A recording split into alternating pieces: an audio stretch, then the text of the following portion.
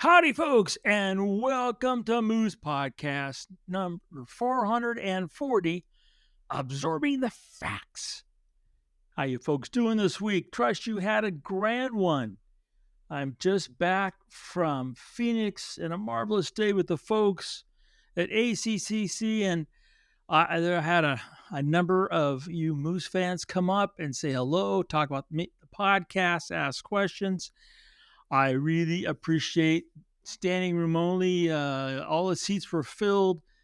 Great questions. It was just marvelous. So thank you all who came and said something. And of course, the kind words about the podcast. I am really grateful for that support. Hope you had just as great a week. You had some reinforcement of what you're doing as a photographer. Got out there and shot, shared some pictures, perhaps grabbed a heartstring or two. This podcast is once again being recorded with the Adobe Beta Podcast using the AI voice. I need all the help I can get. Remember that the podcast has its own blog post there on the website. Have a photograph that will be there that will support what I was talking about. Links to like Spotify, Amazon, other places, iTunes, where you can listen to your podcast however you do it. Remember, they're on Spotify that you can leave comments. Would love to encourage more of you to reach out, ask questions, get involved. I'm here to help you any way I can, seriously. So, hey, take advantage of it. It's not going to cost you anything but a little bit of time. So, that would be Spotify, leaving a comment for the podcast. So, I have a good friend kept telling me I need to watch Ripley on Netflix. Tell me for months. Tell me just how really amazing the cinematography, especially the black and white, happens to be. Well, downloaded them on the old iPad to watch as I was flying to and from Phoenix. And he was right. I got to tell you. Now, I finally decided to actually watch them because I was listening to an interview from its star, Andrew Scott. He went into quite some detail. All of the work they went into for each shot to block the cameras, figure out the views, the angles, and most importantly, the lighting. So you're going to find that, one, this is not really a comedy, okay? So keep that in mind. There are some parts where you might have to really kind of push your way through it. That's until you look at first, the cinematography is just, it's just off the chart. It is gorgeous. There are so many great subtle camera angles with the lighting that, wow, it's a masterclass just in that. But then you look how they also wove in the fact that it's all shot in black and white. Yeah, it's all black and white. Brand new, I guess it's a series, I'm not sure. All shot in black and white. It is absolutely masterful. It's beyond a masterclass in black and white photography, let alone visual storytelling. So if you haven't checked it out, don't wait as long as I did. Head to Netflix or find some way to watch Ripley, simply Ripley, with the star being Andrew Scott, because there's been a number of Ripleys over the, I guess, decades from the book. This is the new one on Netflix. And let me tell you, it is absolutely stunning. You're going to want to check it out.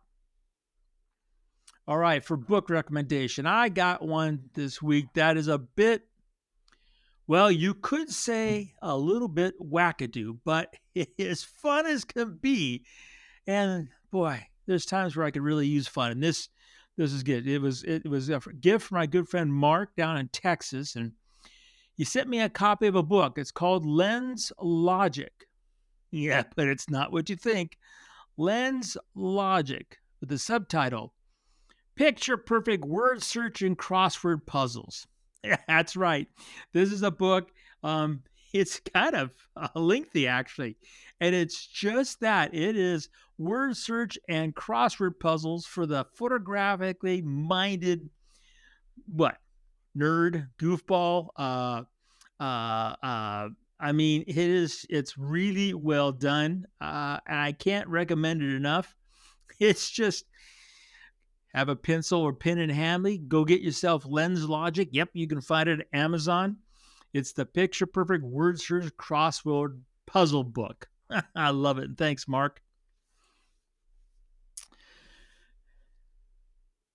Absorbing the facts. Sitting in class.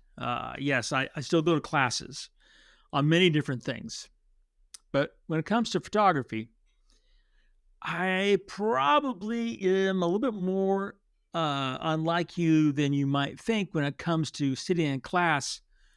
Because a lot of times I go to a class and I say to myself, okay, I'm going to go looking for that one nugget, which means that I've probably already made up my mind that I'm not going to really learn much. I'm just going to listen and glean. And, well, in that process, I tend to not get all the facts absorbed, which then prevents me from learning them, which then, and this is the most important part, applying them. I'll give you an example that it's a classic moose not absorbing the facts well, and it reminds me that I need to do better. So if you weren't aware, the Nikon Z8 and Z9, with the latest firmwares, as well as Z6 IIIs that came out of the box,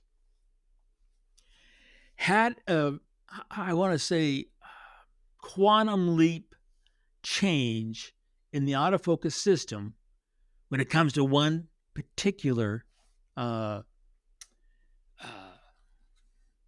mode setting. So I've talked about it quite a bit, and it's just called WC1 or WC2. It's the wide AF system. Now, as a point of reference, I've been using Auto Area AF for a long time. It's been around, what did it come out with, a D3, I want to say?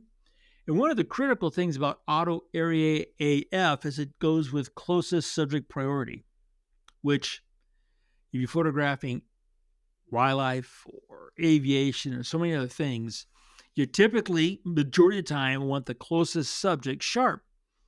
And then Auto Area AF has other attributes, but that's one that was always very important to me. And there weren't that particular close subject priority wasn't always incorporated in every single autofocus mode. They all have their place and their specialties. But as I was mentioning, with those firmware, updates, those cameras, when it comes to C1, C2, and you go to my website and see how I use those settings and change that box. Now, WC1, WC2, along with all the other good stuff they have in that autofocus mode, they incorporate closest subject priority. Now, here's the beauty of this thing, and I can't, I was, just for point of reference, prior to, I guess it was last December, and my switch over, so I was pretty stubborn about it. I would use 3D AF for everything except for birds in flight and planes in the air. Which means that with 3D, I would have to take the time to move the little square around and put it where I want it sharp. And then once I did that, the camera would lock on to either the object, the eye, for using eye detection, whatever it happens to be. And I would shoot. And sometimes I was lickety-split, Johnny on the spot, had the AF sensor exactly where I want it, golden.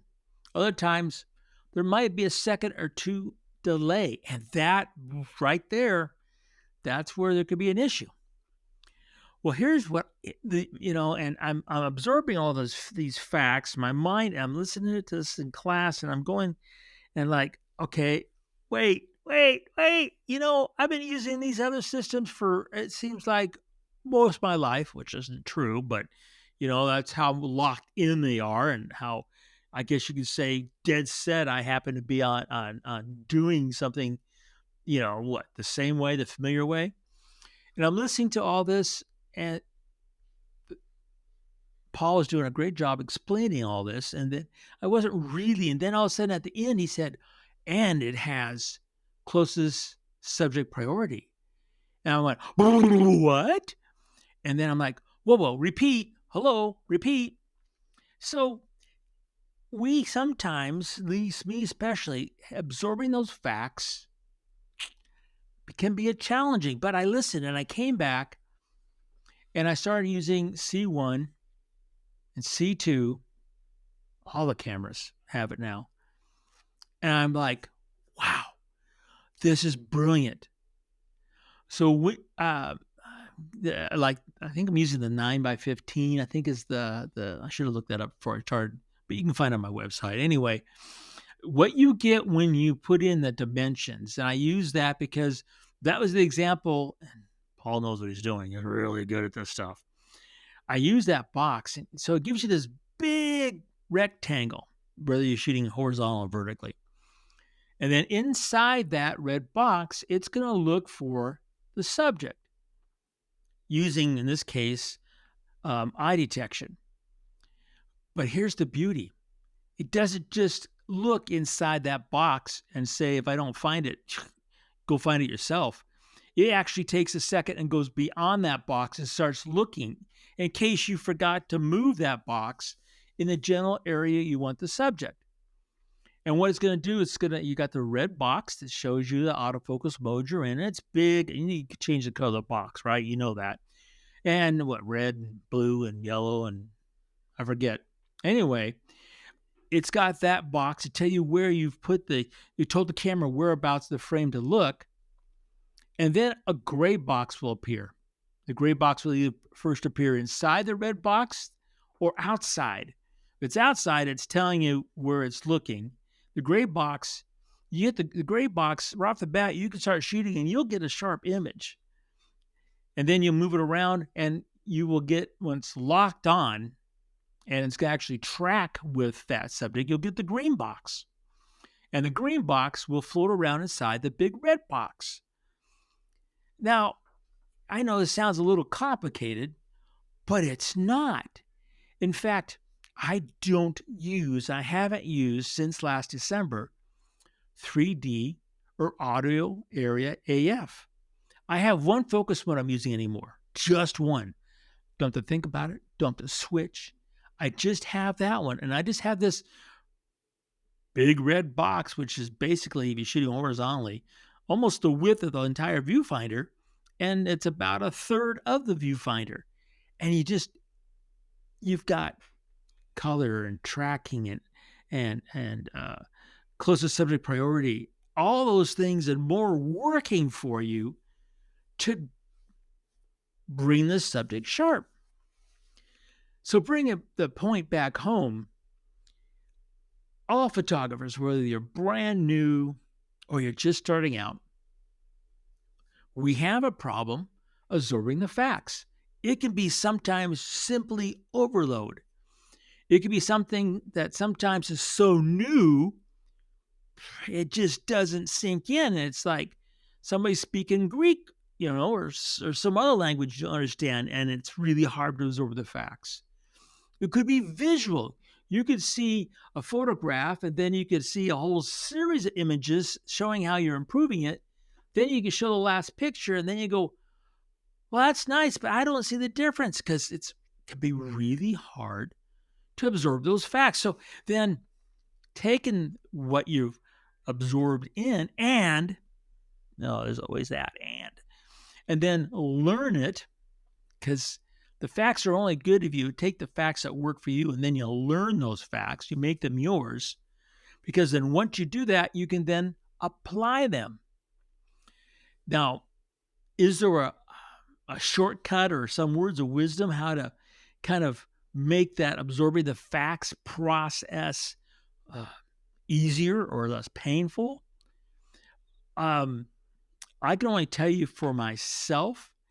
And the main thing is for myself is one, not make my mind up before I hear all the facts. Don't, you could say, judge a book by its cover.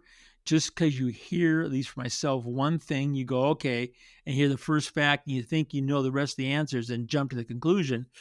Yeah, you gotta listen to them all laid out in front of you. You know, that all the facts added up will then help you decide whether it's good or bad for you.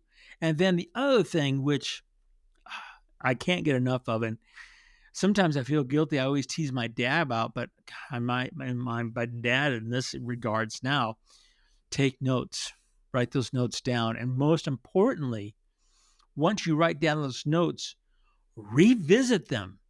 Revisit them within a day, then within a week, then within 2 weeks.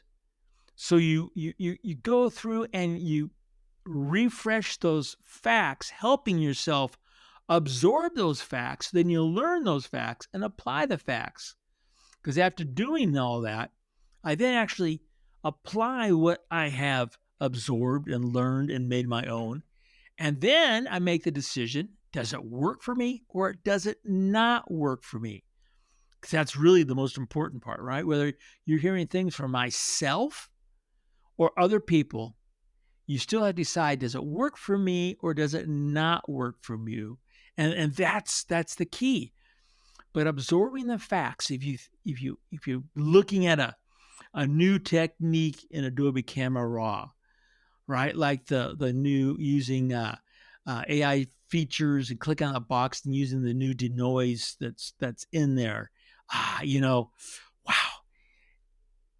changed my entire workflow.